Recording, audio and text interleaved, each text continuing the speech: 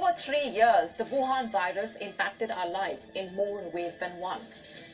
It snatched away lives and livelihoods, upended our lives, and we continue to live with it. Our cover story tonight is about some questions that have been plaguing us and how we might have their answers now.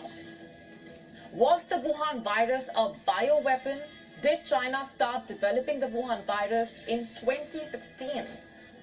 Was China running a secret program in the Wuhan lab? We tell you all about the findings of an investigation and what they tell us. That's in just a bit. Also on the show for you tonight, we get you gut-wrenching stories of miraculous escape in the aftermath of the Colombia plane crash. Why is there a row over the Nepal Prime Minister's visit to a Hindu temple? Why is it being slammed as an out-of-character move? The UK is set to get a female Lord Chief Justice after, hold your breath, 755 years. We tell you more. Are you ready for a capsule? Believe it or not, there are ways in which humans face a bioweapon. Did China start developing this virus in 2016? Was the aim to create the deadliest coronavirus ever? Was the intention to infect as many people as possible? Was a secret program being carried out in the Wuhan lab? And was it China's deadly experiment that killed 7 million people around the world and left you and me scarred for life? Tonight, we are coming to you not just with questions, but answers. Answers that some of you may not be ready for, but answers that are required to finally start the long due process of bringing the culprits to justice. These answers are based on a detailed investigative report by the Sunday Times.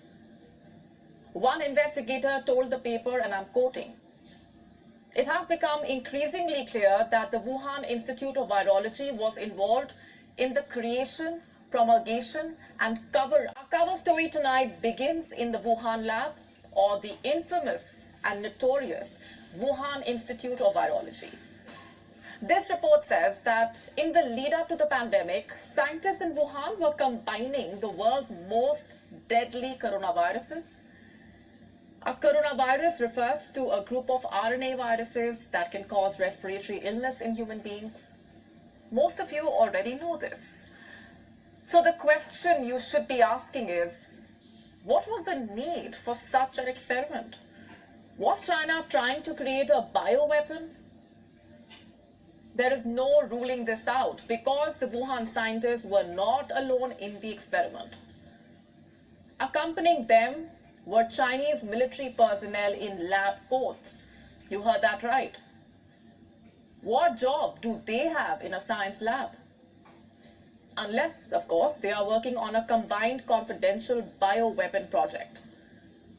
5 years before the pandemic started, scientists in the Chinese military wrote a paper. That paper predicted a third world war, not any ordinary war, but one where viruses serve as bioweapons. The paper talks about coronaviruses, quote-unquote, heralding a new era of genetic weapons. And it goes on to say how these weapons can be unleashed in a way never seen before. Well, the Wuhan virus did unleash a once-in-a-lifetime crisis. And these Chinese scientists knew this because they were likely already working on weaponizing coronaviruses.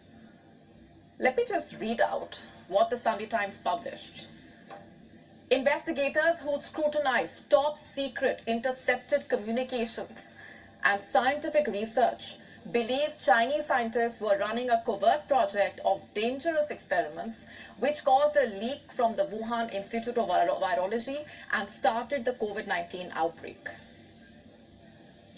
You see, the ball was set rolling in 2003. That is when the Wuhan lab began experimenting with SARS and the origin of SARS.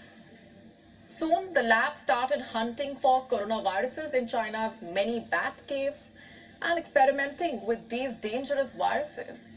None of this was safe. And the lab knew it. But its scientists justified toying with coronaviruses. How? Well, they said the risk was worth it because their work may help develop vaccines for coronaviruses. Those vaccines never came. But in the year 2016, people in Yunnan province started falling sick. They had symptoms similar to SARS. Many of these people died. The scientists realized these people were infected with a new type of coronavirus. And what did they do? They hid this critical and deadly information from people. Instead, samples from the multiple coronaviruses found in Yunnan were carried to the Wohun lab. The report says these very viruses are now recognized as the only members of COVID-19's immediate family known to have been in existence pre-pandemic.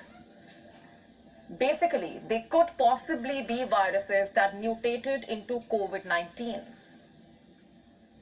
A classified program reportedly began after Yunnan to make the virus found there more infectious to human beings.